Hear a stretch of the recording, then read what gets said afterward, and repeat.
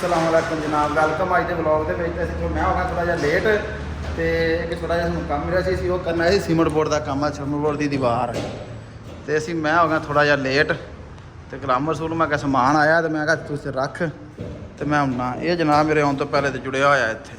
Hello कारी साहब तुसीं तो वेट भी नहीं किया।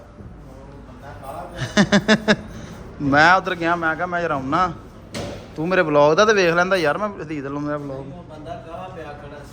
अच्छा चलो ठीक हो गया, तू तो फिर नबेड़ता मेरा तो ब्लॉग अज का विच ही रह गया फिर। हैं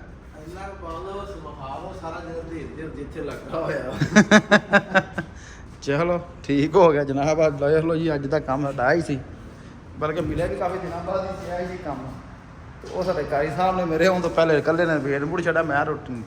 चलो जी कारी साहब ठीक हो गया, हम फिर बाकी ब्लॉग चलता पाया शाम तक है। चलो है जनाब हदीद लै, ये हैगी सीमेंट बोर्ड है, जिप्सम बोर्ड नहीं हैगी, ये हैगी सीमेंट बोर्ड है। सरूख ना कट्टी जा रही है ये सरूख ना कट दे।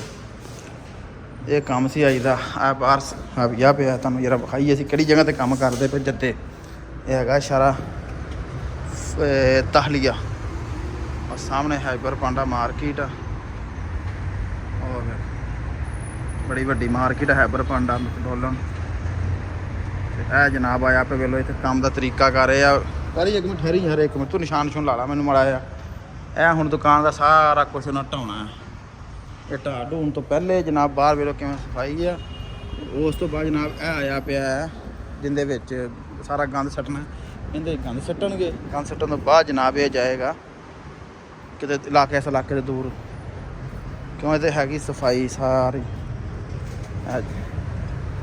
ਉਹ ਮਾਰਕੀਟ ਹੈ, ਇੱਥੇ ਗੰਦ ਦੇ ਵਿੱਚ ਸੁੱਟ ਕੇ ਤੇ ਫਿਰ ਜਨਾਬ ਦੂਰ ਸੁੱਟ ਕੇ ਆਣਗੇ ਤਾਂ ਕਿ ਇੱਥੇ ਬਾਹਰ ਗੰਦ ਨਾ ਪਏਗਾ। ਬਾਹਰ ਗੰਦ ਪਏਗਾ ਤੇ ਇਹਨਾਂ ਨੂੰ ਜੁਰਮਾਨਾ ਵੀ ਹੋਏਗਾ।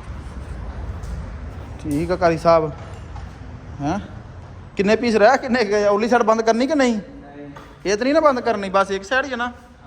ਹੈਂ ਇਹ ਹੁਣ ਦੁਕਾਨ ਆ ਸਾਰੀ ਬਣਾਉਣ ਲੱਗਾ। ਪਹਿਲੇ ਅਸੀਂ 4 ਦੁਕਾਨਾਂ ਲੀਆਂ, 2 ਦੁਕਾਨਾਂ ਲਹਿਦਾ ਹੋ ਗਈਆਂ, 2 ਦੁਕਾਨਾਂ ਲਹਿਦਾ। ਹੁਣ ਇੱਥੇ ਨੇ ਕੰਮ ਸ਼ੁਰੂ ਕਰਨਾ। ਕੰਮ ਸ਼ੁਰੂ ਕਰਨ ਤੋਂ ਪਹਿਲੇ परली साइड बंद कर ली है, यानी कि इधरों गंद वगैरह उधर ना जाए। फिर सारे टैल सारी नवी टैल बिल्कुल ये सारी इन्हें तोड़नी है। बाहर साडा हाले तक छत का सारा इतफाक नहीं होया, यानी इतफाक कहते साडा हाले तक गल नहीं बनी, रेट की सारी गल नहीं बनती। जे रेट की बन गई तो फिर शायद असीं सारा ही करिए। हैं कई साहब रुपये पैसे थोड़े दिंदा पे बिल्कुल ठीक है।